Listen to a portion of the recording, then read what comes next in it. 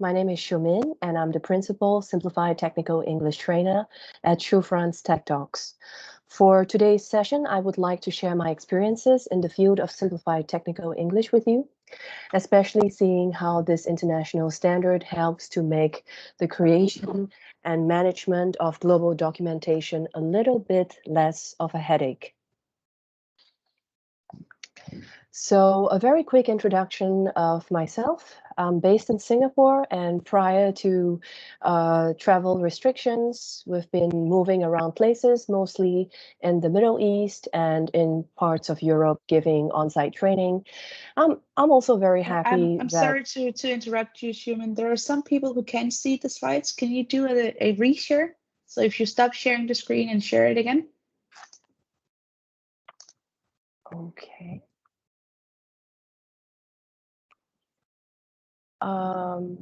Should I stop sharing and share it again, right? Yes, exactly.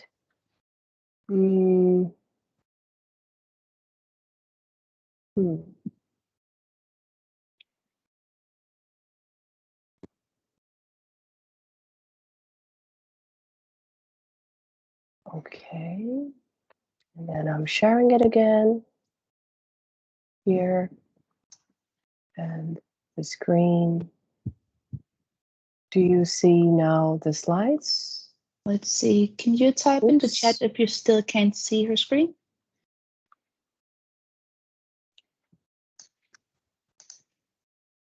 Still cannot see it, people say.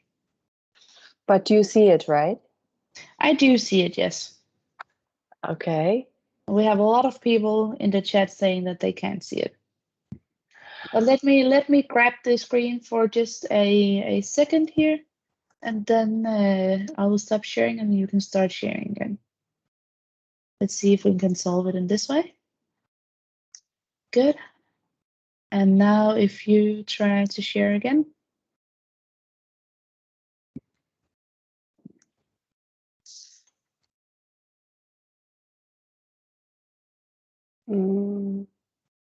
Do you see it now?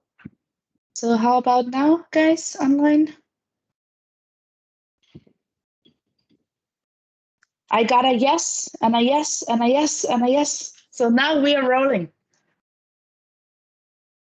Okay, so as I was sharing, prior to the pandemic, I was basically moving around parts of Europe, meeting with customers, and I'm also happy to see that some of them are actually in the audience today. It's probably been 8 years since we last had an on-site training, so very good to catch up and reconnect here.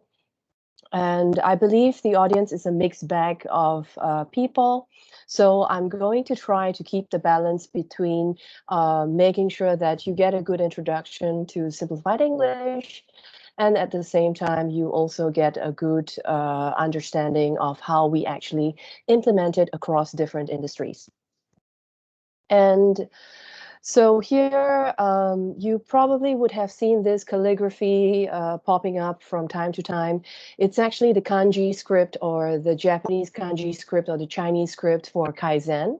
And one of the objectives of Kaizen, the most important one, is that it strives towards a continuous improvement of an entire value stream or an individual process that is to create more value with minimal wastage at the end of the day. So this, I find, a very apt description when it comes to implementing simplified technical English to your text as well, where the idea is to create more value with your sentences, while at the same time making sure that you do not create sentences that are too diverse in nature, resulting in very, very high or very, very expensive translation and localization costs.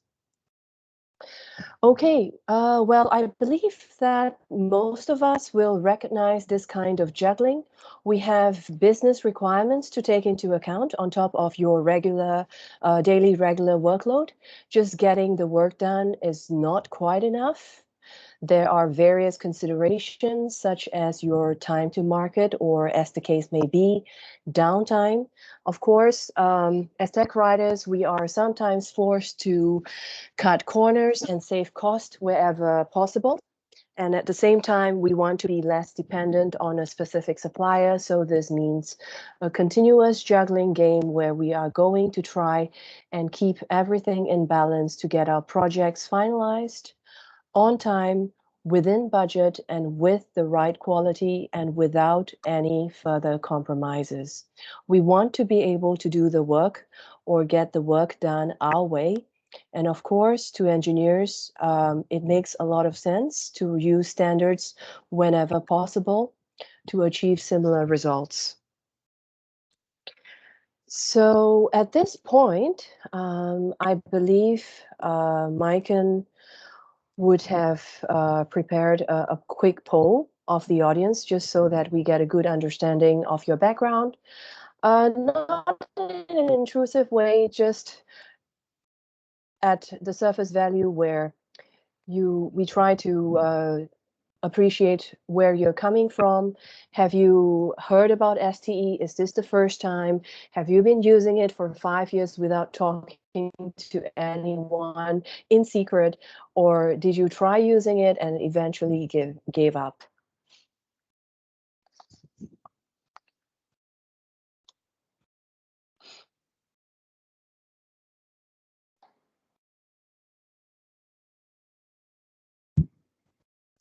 Yes, and you should see it on your screen now.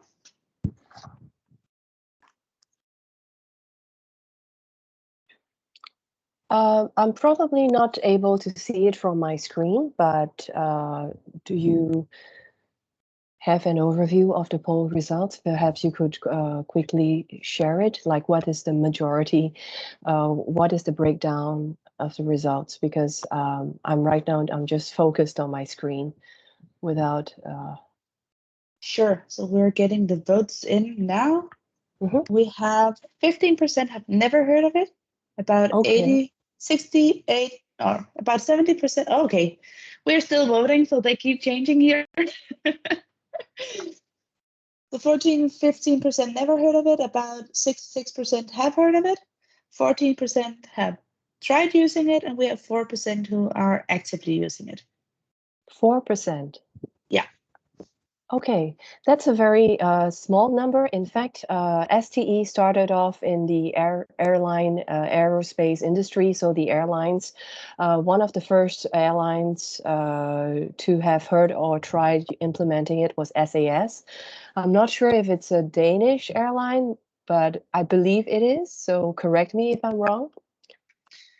I actually think it started in Sweden, but at least it's Scandinavian. Yes, close enough.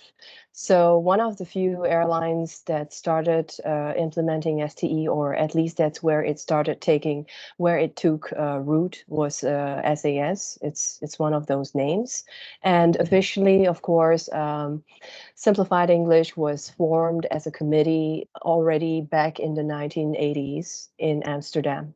So that's a little bit of history for understanding. Okay, so why are we talking about simplified English? Well, it all started with problems with standard English, where we find that many readers, many users of documentation get confused at times. As part of the confusion may arise from the fact that information is not being conveyed in a very clear, easy to understand way, and language can be part of that. So the use of confusing words, ambiguous words, different thing, they all contribute to confusing the reader, and therefore he's going to need more time to read and hopefully still understand what we are trying to tell him. Of course, it can easily prompt him or her to get annoyed, frustrated, call a help, not to buy any products or procure services from the same company anymore. And yes, it can come even worse, that he or she could actually be exposing themselves to safety risks. So as a very simple example, so Black & Decker, many years ago, just a few weeks before Christmas, they had to withdraw a saw bench from all the shops where it had been rolled out with a big advertising campaign. that said in this page-long procedure within their manual, telling home users how to replace the saw blade in their saw bench. And at the very end of this page-long procedure, it said in a very polite and British way, before attempting any of the above operations, the power should have been switched off. Now, obviously, knowing that this user may just have lost one of his limbs, it's not very helpful that we have been very polite to him or her. And I think he or she would have been very grateful to see a warning at the very beginning of this paragraph, making sure that he or she is going to keep their limbs while trying to operate this product. So documentation is all about getting our important message across. So imagine that also if you have like a scatter team with 3 writers permanently employed in the US, a few content writers who sit here with us in Singapore, and a different team in Japan, where all of them contribute to the content. Some of them are professional writers. Others are engineers. It doesn't matter. In the end, with Simplified English, they all fish from the same pond. They all have the same rules and the same words to use and apply. So it's not going, well, it's not going to completely eliminate differences between their writing styles and characteristics. Simplified English is going to go a long way towards standardizing and making sure that we can put those different parts of the documentation together to get a consistent manual and result without the need for rework or editing. Also, we are going to definitely see quality improvements, because one of the most essential steps towards quality improvement is the ability to measure and judge quality. Simplified English, if nothing else, definitely provides us with a means to quantify quality. And as there are 53.5 writing rules, we can simply check if the writer complies with these rules. Any violation of the rules means a potential quality loss, and any word that is in there that is not in the dictionary will signify a potential problem. So based on statistics, we can judge how compliant, how good the quality of our documentation is. Okay, so I'm coming to the bigger question of what is simplified English or simplified technical English. Well, actually, the two terms are used interchangeably, and in fact, there is a third acronym that's known as ASD STE 100. I won't bother you with that acronym, but it's good enough to appreciate that all 3 terms to me mean the same thing, at least in today's presentation. Okay, so simplified English, at least at the very beginning, it started off as an aerospace standard. However, given the versatility and the adaptability of the standard, the fact that you are able to customize the standard for your purpose, it is increasingly applied to various document types over time, and increasingly more and more, we start seeing the customers from other industries outside of aerospace and defense who approach us for simplified English consultancy. So I wanted to use this slide to break any stereotypical impression that you may have to say that, oh, it's definitely very aerospace defense strongly flavored stuff that is not great for, say, API or UX documentation. And actually, that's quite far from the truth. So just to illustrate again, that the customers that we attend to, they span a great range, hugely diverse groups from automotive to aviation to electronics. There's also a company that does credit card security. So they work on manuals to tell or advise system administrators how exactly to set things up on the back end. So the company is today part of Thales, if you know that that brand. So it is very a very flexible standard. And of course, this list is not intended to be exhaustive, and we just wanted to give you a good cross section of the customers that we represent in terms of offering STE implementation services. Okay, so to give you a very objective answer about the specification, it is in fact a specification of roughly 400 and I don't know the exact number. It could be 484 pages or 424 pages of text, which is why it's a specification that would take a lot of time if you had to read it from page to page and try to study it, which is also one of the main drivers of behind why we create STE workshops over 2 days. So it will be possible to read the standard or the specification on your own, but it will take a lot of time. So in a nutshell, Simplified English is based on 3 parts. The first part would be the 53.5 writing rules that I've talked about. So it's not based on, the rules could be a good mixture of STE rules and standard technical writing rules 101.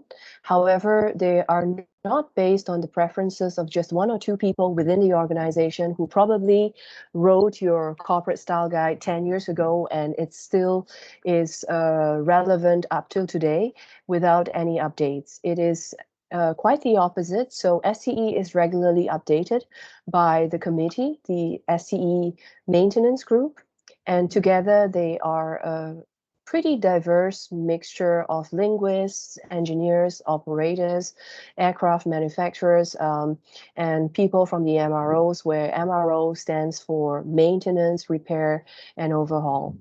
So having updated this standard regularly on every 3 years, every 2 years, then I would say that it's a very dynamic, rather than to say it's a static corporate style guide. It's no different. And this is why I think that Simplified Technical English is quite versatile. It's regularly maintained. So besides those rules, you are also given within the specification a general vocabulary of roughly 2,400 words, because these are words that are either approved or non-approved, and in general, just based on these words in the vocabulary, they are sufficient for you to write just about any generic technical English sentence that you need for your work. And of course, if you ask me, there's this very interesting question. Do you think that STE is more like the drink of a glass of wine or a cup of tea? I would say that STE is more like the drink of tea, because it's not a complete product where you could just walk into the supermarket or just get your wine order on Vivino. You just have to uncork the bottle and you can start drinking it. STE is a semi-finished product like tea, because you still would have to procure your tea leaves from the supermarket, set the kettle on boil and prepare your tea. So why do I make such a comparison? Because Simplified English also lets you customize your own terminology. It is not there to predict all the words that you will need for different projects, different company, different organizations. So eventually, building on your foundation of the general vocabulary words, you are supposed to make use of sound STE rules and principles to select company-specific or product-specific technical names and verbs.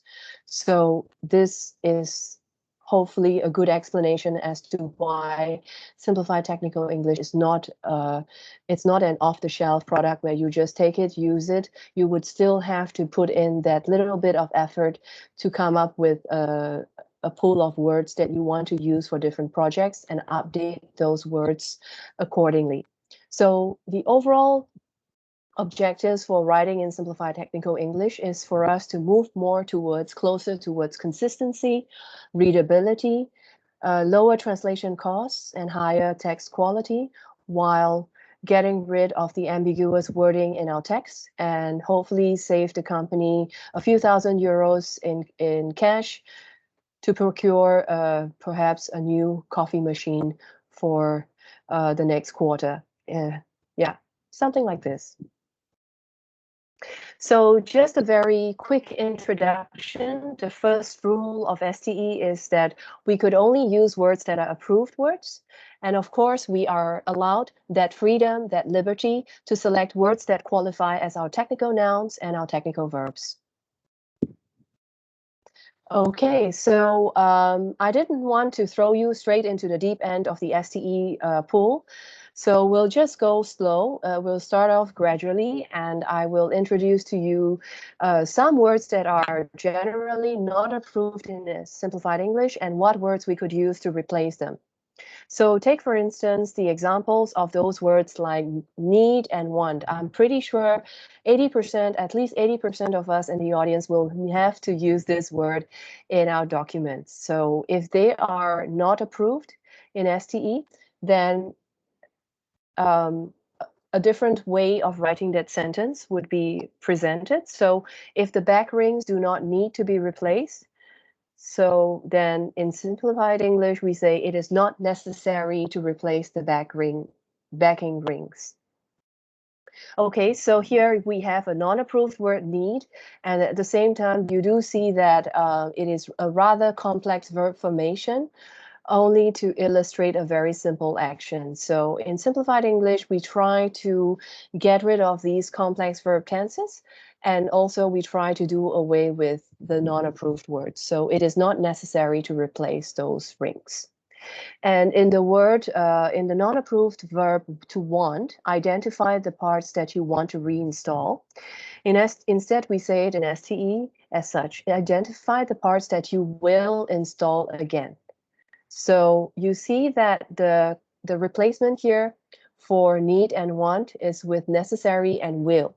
And because they are words that belong to different parts of speech, so they're not necessarily verbs, at least in the example of necessary, then you would have to slightly modify your sentence structure to accommodate this STE word here. Okay. So while some of you may have the impression or get the impression that Simplified English is always about writing shorter sentences, that is true as, I would say that's true 70% of the time, but it's not always the case. Because there are times when the original sentences do not read so well, and we need to make longer sentences in order to explain the concept better. Okay, so this is a very interesting sentence example shared by my colleague Rochelle. She's based in Tel Aviv in Israel, and we did an on-site training for them in a kibbutz that's like a village concept. It's a very nice place. We had a 3-day workshop for about 10-15 people, and in the first day of the training, the standards English sentences read something like this. In order to perform X installation process, please ensure that all of the following steps are done. And then as we approach the second day or towards the end of the first day of training, our colleague and friend Rochelle, she felt inspired to perhaps write that sentence a little bit shorter. So she said, to perform X installation process, verify you have done the subsequent steps. It's slightly shorter, but not quite STE yet. So if you try to distill the true or real message, the core of your sentence, then the core message of your sentence, then in the end, in Simplified English, it is to install X, you do these steps. And by the way, Simplified English is also known as a controlled language, and a controlled language is it belongs to a group or an umbrella of languages where you try to limit the use of your vocabulary, the size of your vocabulary, and you also try to stick to basic grammatical tenses without being too pompous with your language use. So controlled English also means STE in this case. Okay, so the real message here is to install X, you have to do these steps. So I just wanted to introduce to you some of the tools that you use for trying to simplify the standard English vocabulary. Of course, my presentation today will not include the discussion of commercially available STE checker tools. If you are interested in those, you could always contact us on a separate occasion. And I just wanted to keep the presentation to just the facts and the principles of STE. So the first tool, of course, that you need for writing an STE is, of course, the specification, and currently the most updated issue being issue 8. The specification is freely available to everyone as long as you write in to the STE maintenance group with an email request, and I believe that the specification will be sent to you within 2 hours or within the business.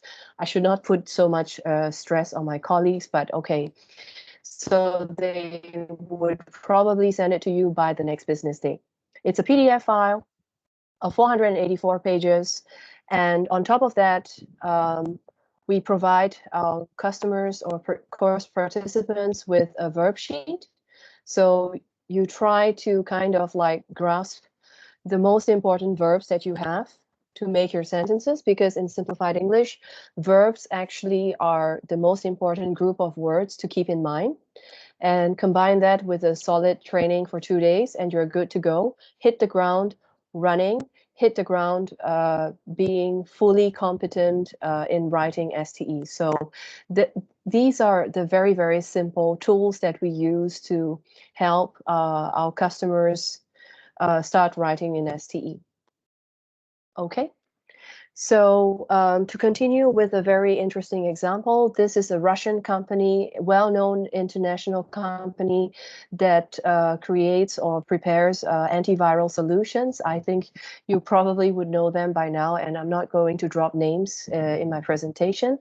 So being Russian native speakers, in the Moscow office and also in the St. Petersburg office, they wanted to do like a overall terminology database reshuffling. They wanted to clean up the terminology database, and this is just a snippet of what they've shared.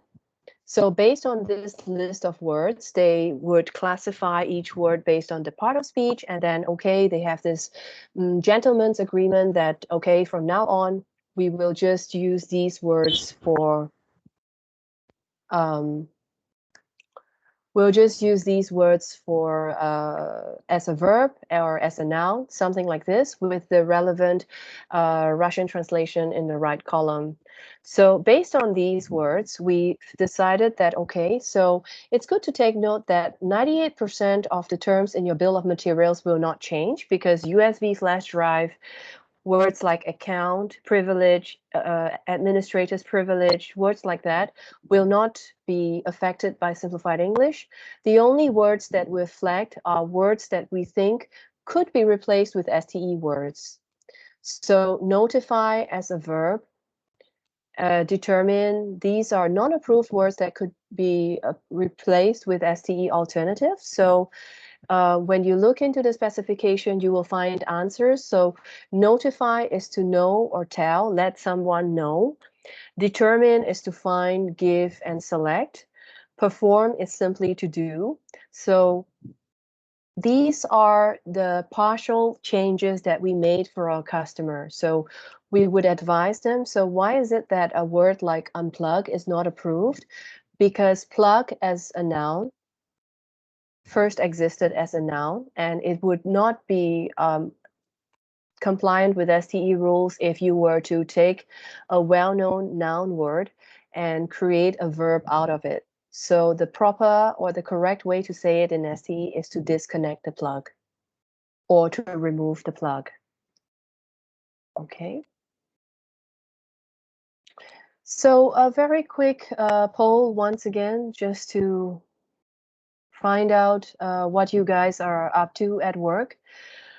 Based on the types of documents that you create, is it a good mix of service and repair with training, or it's mainly service and repair, mainly manufacturing, mainly training guides, or mainly customer product support?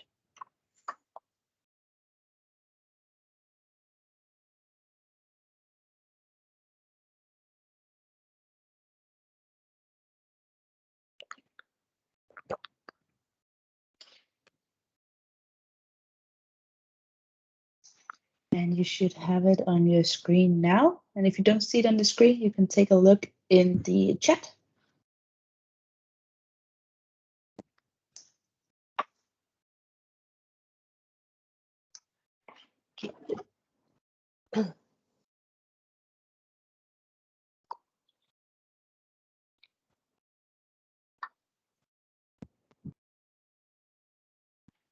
We have about half the votes.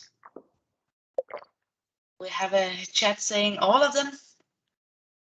Oh, wow. Okay. So That's a very... see. We have the majority doing customer product support, about 70%, and the rest doing service and repair. And then one person, everything.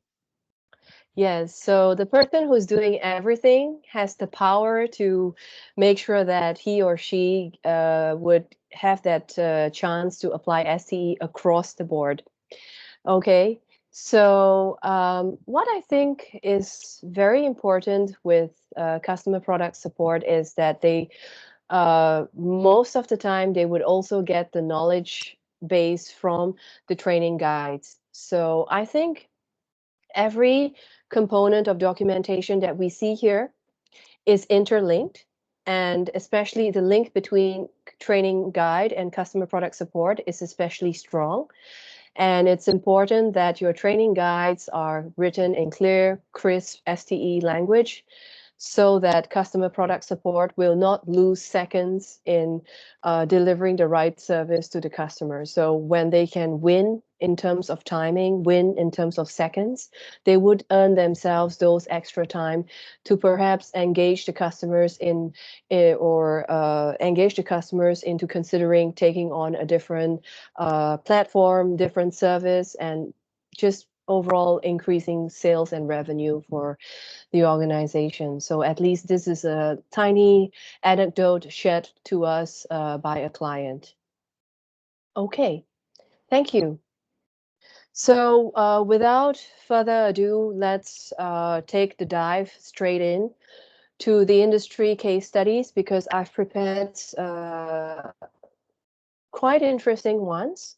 And if you have questions for me about these case studies, please just take a note down for later, because I intend to reserve about 15 to 20 minutes for Q&A.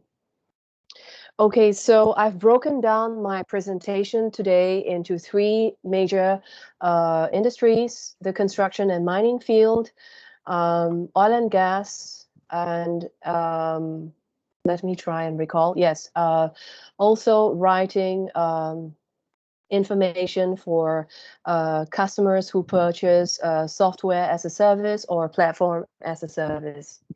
So you see that the range where STE could be applied, the range of documents that STE can apply to is quite big.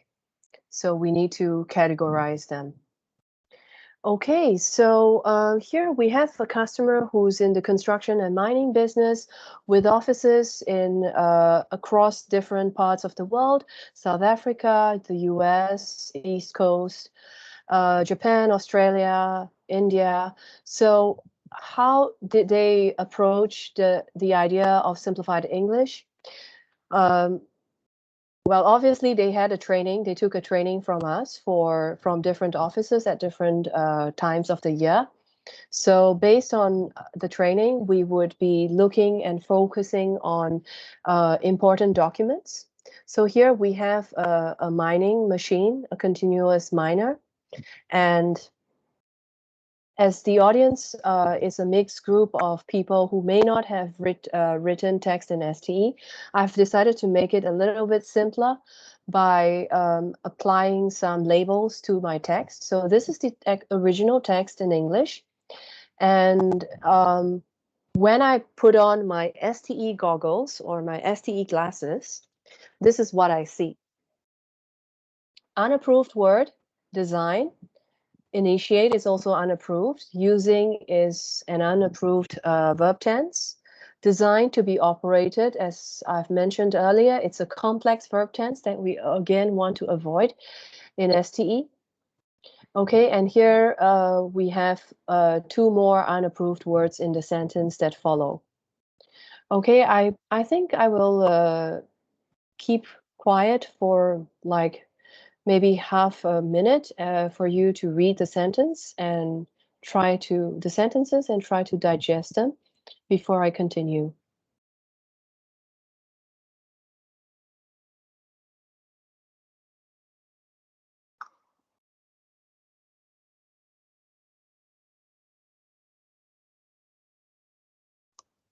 Okay, so when you are able to review or analyze a sentence from an STE point of view, this is what you will see, that these are words that I might need to tweak, replace, and rewrite to get a better sentence. Okay, so again, it's the same sentences that we had before, and now they are rewritten in simplified English. So here in pink and also here in the fourth section that is written there as a simplified technical English sentence. So by reading these examples, you get a slight appreciation for what STE is about to do for your documentation before I go any deeper.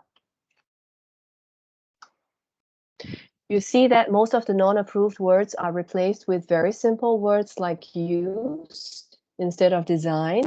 It's a very, very fancy word, I know, that 95% of my technical writing colleagues would use at the very start of their manuals to say that, I wouldn't say 95%, let's be a bit fairer. I would say 65%, because more and more people are starting to see that big words and pompous words have no place in technical English. So yeah, it has improved over the years, but it's still a very popular word used by tech writers, so used for soft mineral applications.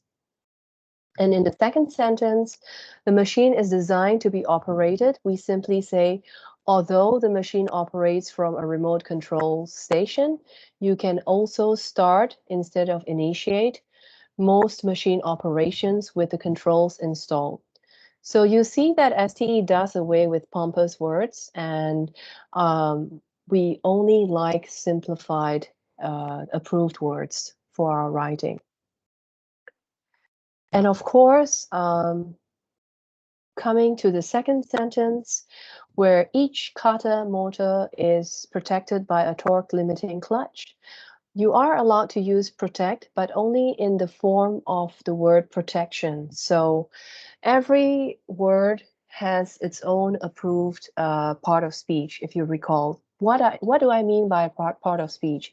By that term, by that big, sophisticated term, I'm actually referring to words like verbs, nouns, adverbs, prepositions, things like that. So when the word protection is approved as a noun here, then we generally do not use protect as a verb. So that explains why I edited my sentence like this here in this slide. Okay.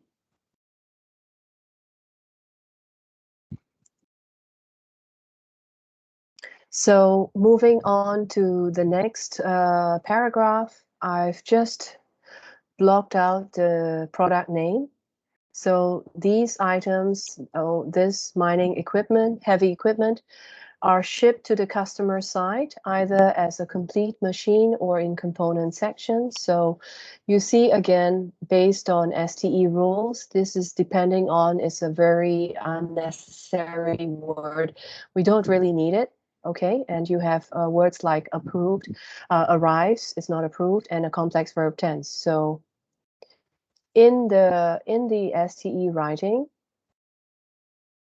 we attempted to get rid of these unapproved words and ended up with a much shorter sentence.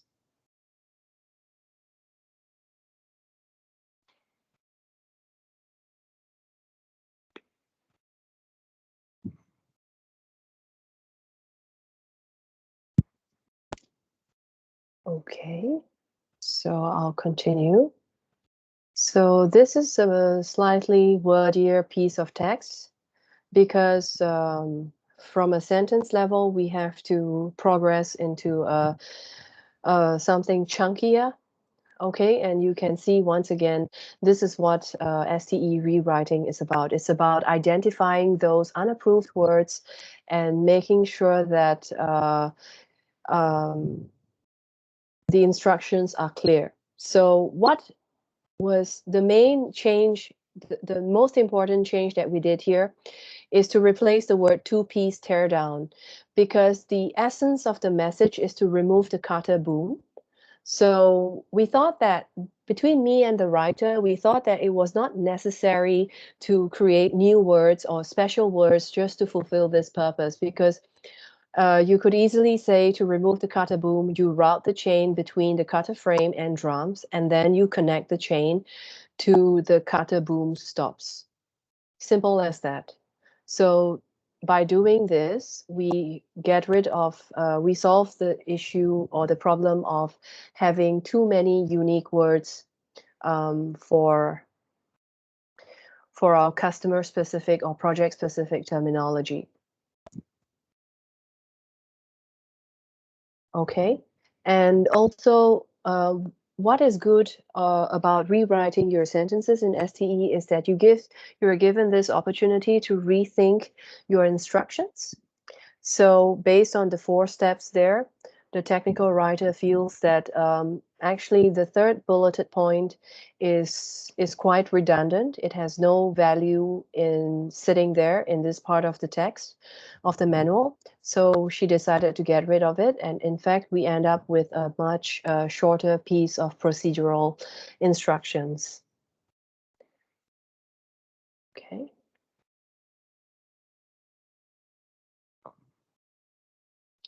So I wanted to do a quality check or a quality analysis of both these two types of writing. So in this next slide, you can see that the original text in Standard English was like a grade 10. Based on the American education system, we have to aim for grades that are lower. So it means that people, students that are at a lower grade can understand and appreciate the sentence. And you see that after rewriting the same piece of text in Simplified English, it went from a grade 10 to a grade 6. So this is the whole idea of writing in a controlled English manner.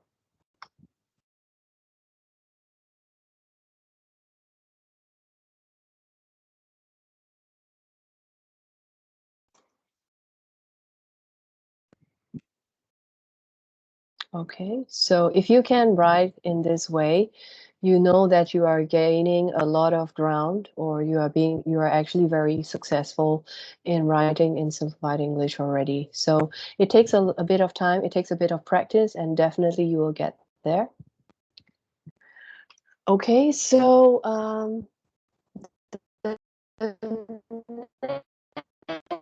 next case study I want to share, without giving away the identity, well, it's a company that provides next generation intelligent information management platforms that will improve business performance by helping others or people find and use their information more effectively.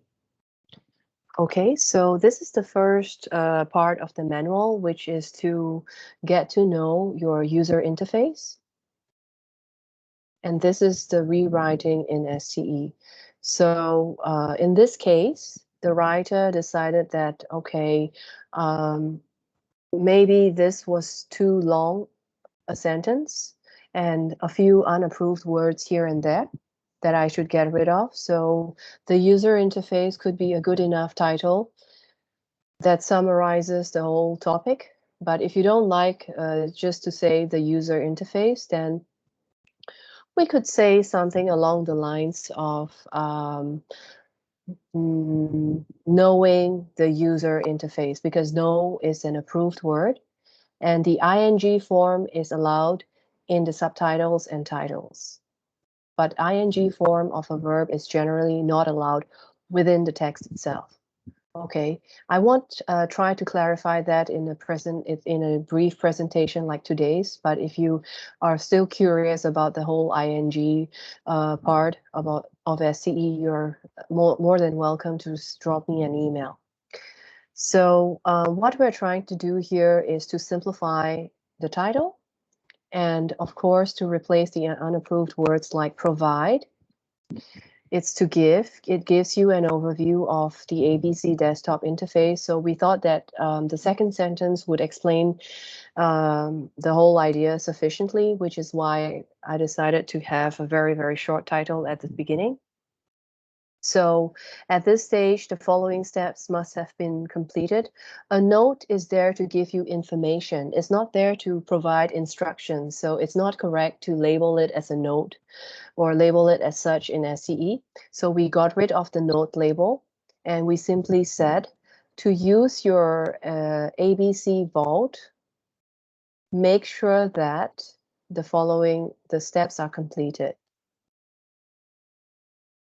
Okay, so this sentence here has a complex verb tense, so we changed it to make sure that the server is installed, the administrator created a vault, and the vault is set up. So getting rid of the perfect tense is also what you need to do in Simplified English.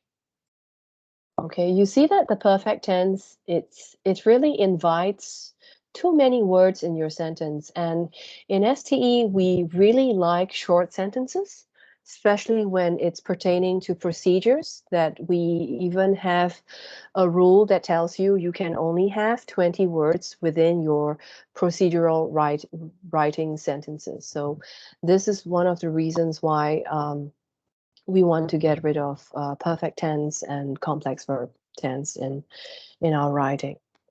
Okay. So very quickly, you should now be able to start using your ABC vault. It's a very, very wordy text, and just to be able to use the vault, you need 1, 2, 3, 4, 5, 6, 7. You need 7 words. So in fact, you could already replace it with the imperative for the infinitive verb.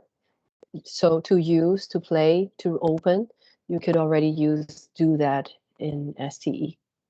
Okay, you see that the comparison between both texts is quite obvious in this case, because the original text was too wordy. You end up with you are actually able to get rid of the verbosity, and you end up with simpler sentences in the second part of the writing. Okay.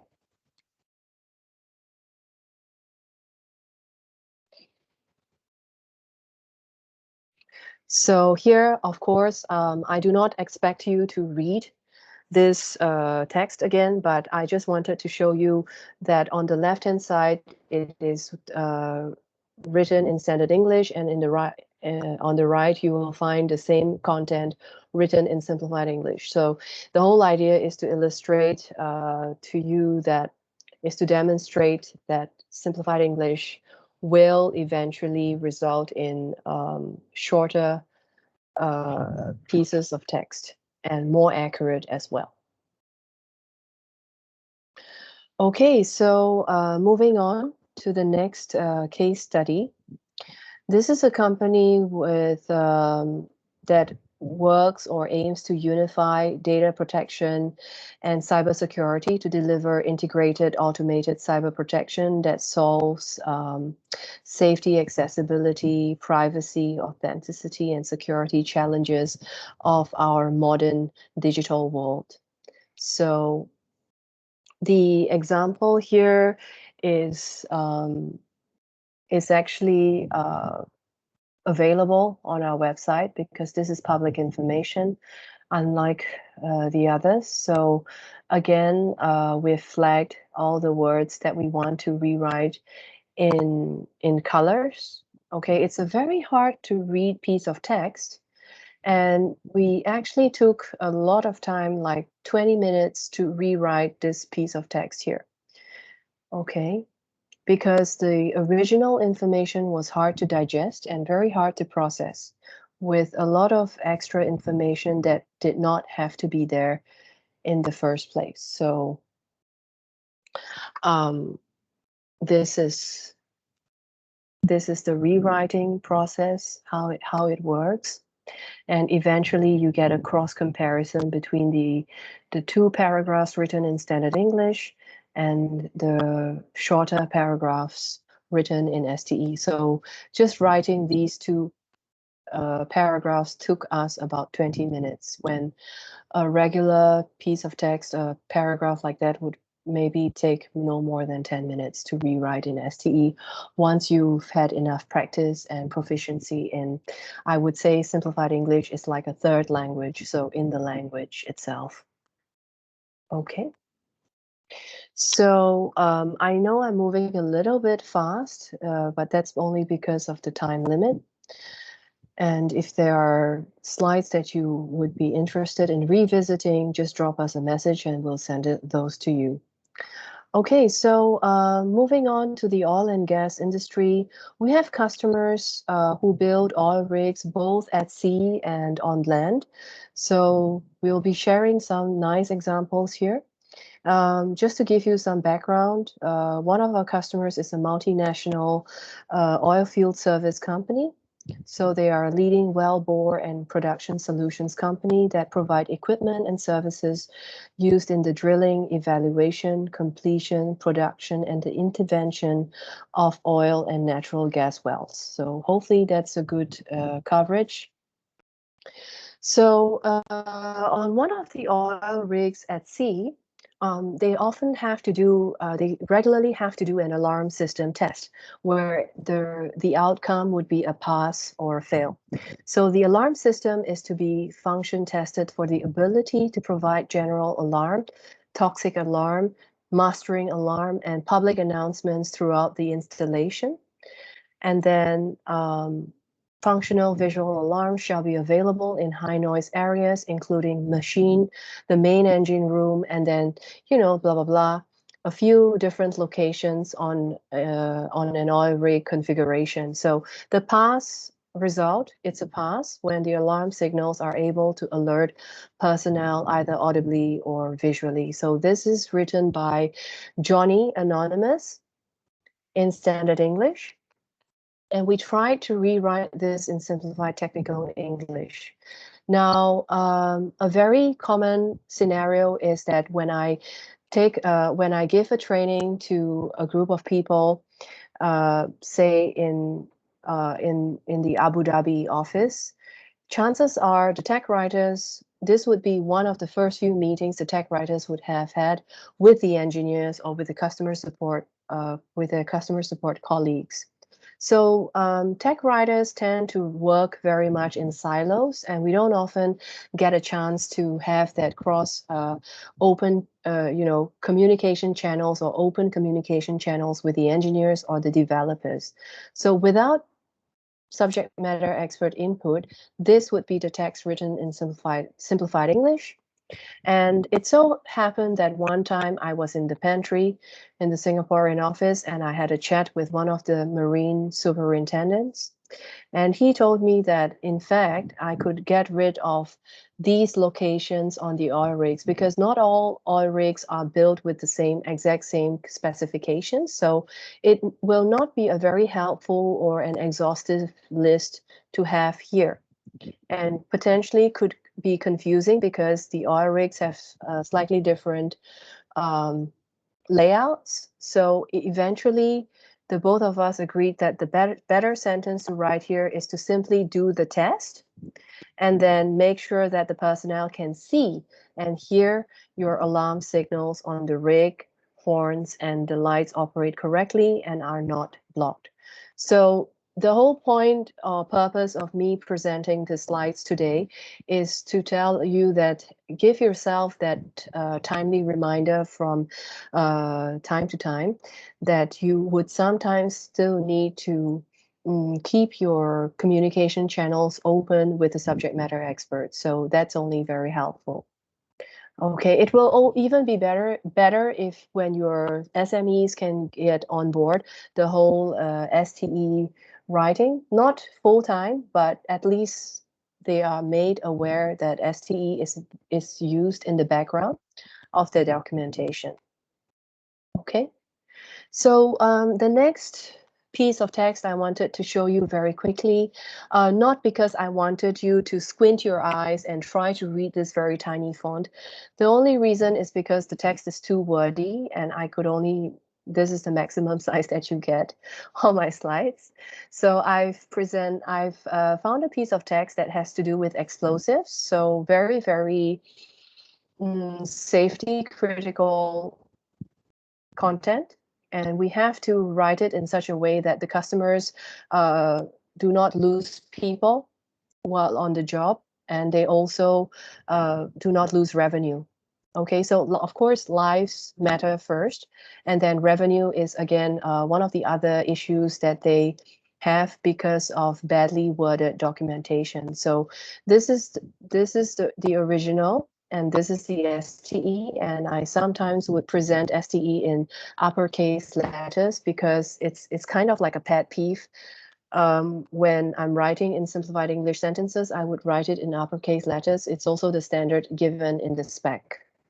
You don't have to do as I did. Okay, but I found it interesting to show you the comparison between the original text, and it's also the first time I'm seeing it in the analysis that, oh, in fact, this is written at a postgraduate level. So after we've reworded this, even though we end up with, there were 120 words at first, and now we have 130 words, we end up with 10 extra words, but we've managed to bring the difficulty level to a grade 5. That's actually very good if you're talking about simplified English writing. Okay. Just let you take a look at this for a while I move on to the next slide here. Okay, so the next part of my presentation is to address the relevance of simplified English in the field of translation and localization. Basically, what are the ROIs or the returns on investment that you can look forward to? So basically, simplified English, it helps us to save cost. Well, how does that work? If you take a look at the graph here, first of all, we see that the number of words will be smaller, and in general, we see that there is like a 20 to 25%, sometimes much more, up to 80% text reduction. But in general, we can say about 25% of the words in your text are redundant, so you can do away with most of them. And if I have a manual that used to consist of 10,000 words, we're going to be left with 7,500 words from now on. And of course, it goes a long way towards reducing translation cost, not just by 25%, because if you're a translator, you know very well that most translators or yeah, translation agencies, they charge by the word, but good translators nowadays use translation memory, and that is like a piece of software, like a database. Whenever you translate a sentence as a translator, that sentence along with its translations are going to be stored in a database. And if you come across the same or very similar sentence again, the translation memory is going to suggest previous translations, and a good translation agency will pass on at least part of that benefit to the customer, which means that your overall translation costs will go down by at least 35%. Now, if you translate into 10 languages, multiply 35% by 10 times, you know that Simplified English is going to pay for itself.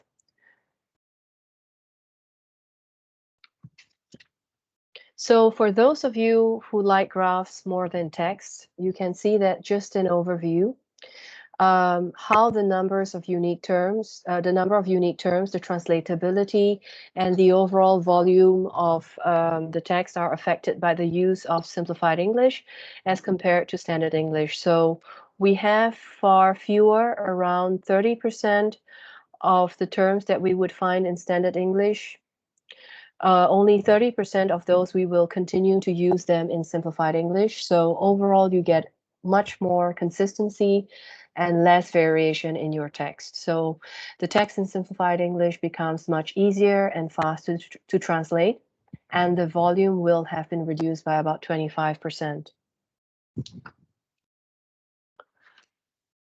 Okay, so here I wanted to present a business case study in healthcare, where our customer is a manufacturer of mobile X-ray imaging solutions for chemotherapy. So they created an operator manual and a service manual that needs to be translated into 7 other languages. So when you do the math, you will see that the original translations would have cost them 60,000 euros for 7 languages, and based on the reduction in text volume, we're looking at, say, a 20,000 euro savings. And this is based on a real life case study.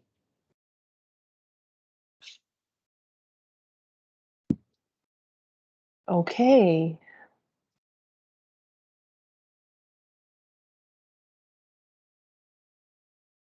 So to summarize, this is a summary that I've prepared based on a published academic writing. The title is The Impact of Controlled Language on Translation Quality and Post-Editing in a Statistical Machine Translation Environment. So you probably already know that the Japanese are big on machine translation. So based on the findings of this paper, research has shown that the use of controlled language improves the quality of machine translation. So a very good input will guarantee an almost very good output for your machine translation. So given this finding, we expect by extension that the usage of controlled language will also lead to greater productivity in your post-editing environment in like a sort of a 3-way relationship amongst controlled language, that's STE in this case, machine translation quality, and the post-editing environment, resulting in higher productivity at the end of the day. Okay.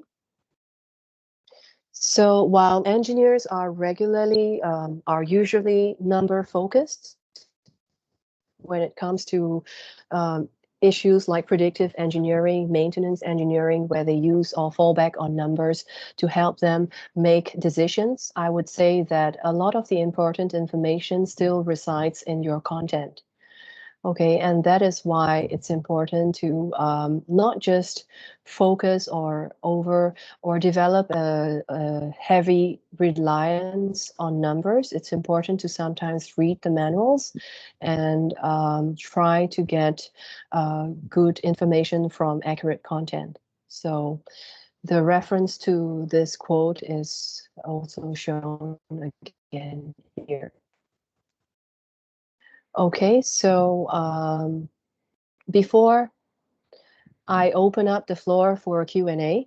If you're willing to stay back for extra 5-10 minutes, it's very much appreciated, and I do apologize for the delay before. I wanted to sometimes, there are many times I found myself repeating to my customers about compliance because they find that STE could sometimes be very, very limiting in its ways. And it also, as they claim, that it limits their freedom and creativity.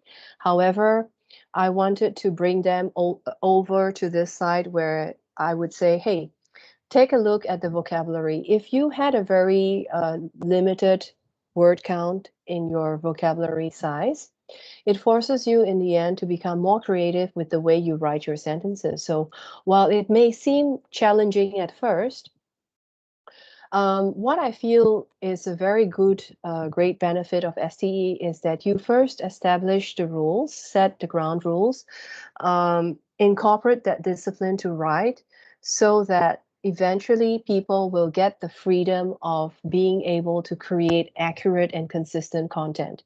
When you are allowing your writers too much freedom in their choice of words, then in the end, you will only suffer the consequences of inaccurate or ambiguous content.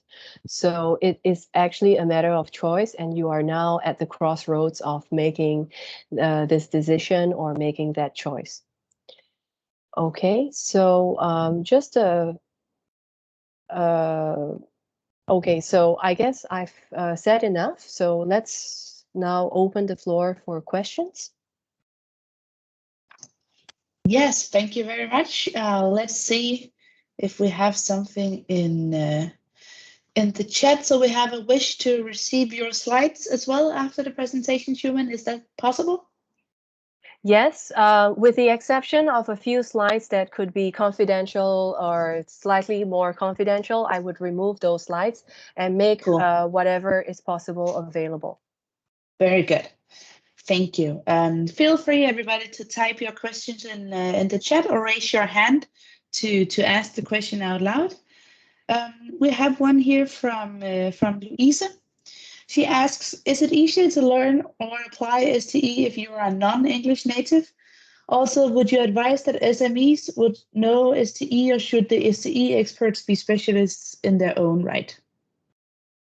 Well, I would have to share with you this surprising fact that some of my best students for STE are in fact non-native speakers of the English language. So when I did my training for Arab speakers in Abu Dhabi, they actually picked up on the tempo or I would say the feel of STE. They get it very quickly because they only have to deal with simple words.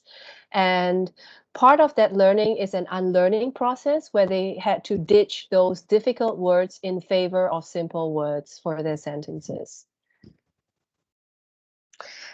And for the second part of the question, I believe it has something to do with, do you have to be a subject matter expert before you start writing in STE, correct? Well, if you would you advise that SMEs should know STE, or should the STE experts be specialists in their own right? I think it's good to have the SMEs on board so that they would appreciate the hard work that writers are doing when they write in STE, because having the SMEs on board the STE movement, it's only going to make your job as the technical writer much easier. So even though they will not be the people who will write those manuals at the end of the day, sitting in for a training and getting into the groove of writing STE will help them appreciate the final content much more. And I also have to clarify that for your readers to understand STE, they do not have to attend any training, because if it's written in good STE, solid and sound STE, your readers would be able to understand you even better than previously. Mm-hmm. Thank you very much. Then we have a question here from Janine. She asks, In an organization where there initially isn't a lot of time or money, how would you recommend starting with STE? So without time and money, how do we get started? That's a very practical question, which I believe could be on everyone's minds from time to time, which is why we've decided to make our training as affordable as possible. So we price it in a pretty good price range, I would say. And when it comes to time, I think the minimum investment you have to make would be a 2-day training course, because it definitely beats reading 484 pages of text over 2 days, and you may not even be able to get a mastery of STE. So my advice is to take a look at the specification, go out there, explore the market to see if there is a training course that really suits your schedule, be it a 1-day or a 2-day training course, and be willing to invest that amount of time to take the training and then hit the ground running and writing in STE. Yes, I completely agree with you. I was happy that I had a course both in my TC Log Masters and in the TC TrainNet TCOM certification. So there's an STE course in both of them. And without it, I don't think I would ever have managed to understand the principles. So that's also my recommendation, to get some training, get help from people who know what it's about, and then see how you can proceed from there. Good. Then we have another question here from guest, and I think guest is Sten. Any examples of real life cases where bad technical English caused damages or disruptions, and where STE could have avoided this? Well, I believe I gave an example from Black & Decker. So if they had been more forthcoming with their instructions to say that remove the plug, then people would not have risked assembling and disassembling the saw bench while the power supply is still on. So that was a very classic example. I would not be able to share a lot of details based on the explosives example, but here this customer actually did come to us because they were having troubles at work. So they were even having troubles figuring out which documents they should prioritize to avoid expensive loss of revenue in future projects or ongoing projects. So perhaps it's the sensitivity, perhaps it's the sensitive nature of this kind of information where lives were lost, that companies are often reluctant to share those texts with me. I never try to ask that much, but it would not be possible even if I had that kind of information to share it here because of confidentiality reasons. But the matter of fact is I don't have my hands on this type of information, but I do hear and listen to my customers, and I understand that there were incidents that happened, unfortunately. And for those reasons, they want to standardize their language. They want to make sure that the technicians, when they go into the elevator shaft, they will also leave the elevator shaft safely based on accurate, precise instructions. Yeah. Good. There are no more questions in the chat, but I have 2 questions for you. So the first one is, you talked about readability grades in the documentation. What would you say is a good average for us? So if we get started measuring the readability in our documentation? The American Navy, actually, when they were implementing plain English, which is a form which is not STE, but it's a different type of English. It's plain English, and that's kind of simplified. They would aim for something like ages, students at age 14 or 15, they should be able to read it. I don't remember the exact grade that corresponds to a 14-year-old or 15-year-old grade in the American system, but you should be able to look that up. Cool. Yeah. Thank you very much.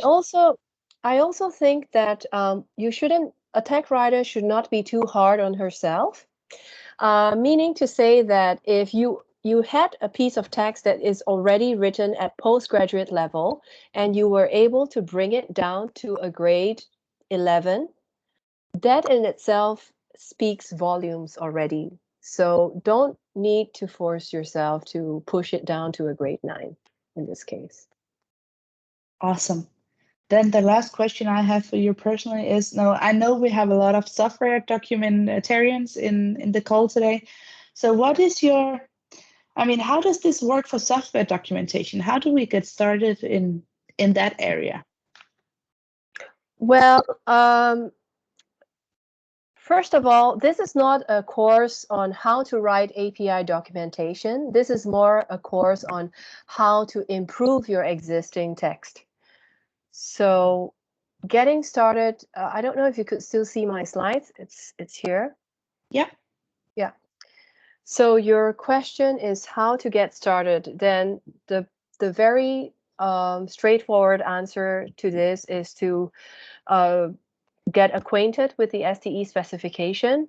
See that you need to put on your STE goggles to see that these are words in your existing text that are not great, and you have to start applying the STE rules, and you eventually would end up with text that will read better. It's not, that was the reason why I said this is not a course on how to write your API documents or UX, user experience stuff. It is a course on how to improve your existing writing. Yeah. So based on legacy documents, not something that you could do from scratch. And I find it interesting that in the camp of STE users, so there are two camps of STE users. There are those people who prefer writing STE from scratch and people who prefer writing STE based on existing documents. I happen to belong to the latter group. So I like having existing stuff and then I just apply STE straight. Yeah. Cool. Thank you very much. And I think we will have the last question for today. And it's from Janine. She asks, is translation to STE something that a company can outsource? Tell us about your experience, good or bad, with this. It was a pretty good experience. It was the ISO 30500 standard where if you're familiar with toilets, well, it's a standard for toilet manufacturers when they have to build seats or lavatory facilities that are outside of outside of the big cities, when it's not connected to a gridded sewage. So they have to build toilets and there are standards to follow. The great experience was that we were able to apply a lot of STE writing to the text. The not so good experience is when we were burdened with the fact that we also had to take on DTP work. I know maybe that does not really answer your question directly, but maybe perhaps I need to find a better way to answer that question. The not so good experience is having to also balance the expectations of the ISO standard and STE. So between ISO 30500 and STE, sometimes ISO takes precedence over STE, and we have no choice but to take on those extra words as unique terms to use. So that could be one point you need to juggle with. Good. Did I miss out on anything? Okay. No, I think maybe Janine, if you would like to comment on this one. Did it answer your question? It was an interesting single. Oh, sorry. It was an interesting single example. I'd be interested to hear, whether you had a variety of examples. I can quite understand the whole format and DPE layout issues, and that'll probably always be an issue. But let's say you got the text in some sort of text format. You know, how easy or difficult is it to do a translation?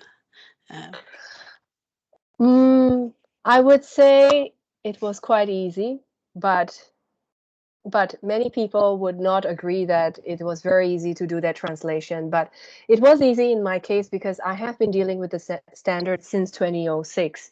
So I wouldn't expect people to find it easy at first, but the proficiency you will get there eventually, and you will find yourself getting the hang of it. So that could so be. I could only speak for myself. I can't speak for others, whether it was easy or not. Yeah. But that could be a way to sell it to management, is to send a document or two off for translation to STE and then say, look, this is what it's going to, you know, to create those demos in a way, if you don't have time or that much money. So we would sometimes do those demos, which is the point that I was going to get to. So let me just quickly share my slides, and if you wanted to add a comment for later, that's fine. So I wanted to make it, since it's an event and there are plenty of people attending this webinar, I wanted to make a very nice offering to those people who set in for the webinar session today live. That is that I definitely did not have time to cover text from all industries, but you will be able to send us like 5-page document of your existing text that we could try to rewrite in simplified English, and perhaps that could be a good starting point for you and management. So yeah, it's mainly because I didn't have the time we didn't have the resources to present everything across the spectrum, that we decided to make this offer available to you, that you could send us your pages, 5 of them, and we could make that STE rewriting for you just as a one-time off complimentary analysis. Yeah. That is a great offer. I think many of us could make use of. I also see clapping hands here on the screen, so people applaud that. Shumin, if you can send me the details afterwards, then we can send it out in the summary so people can make use of it if they would like to.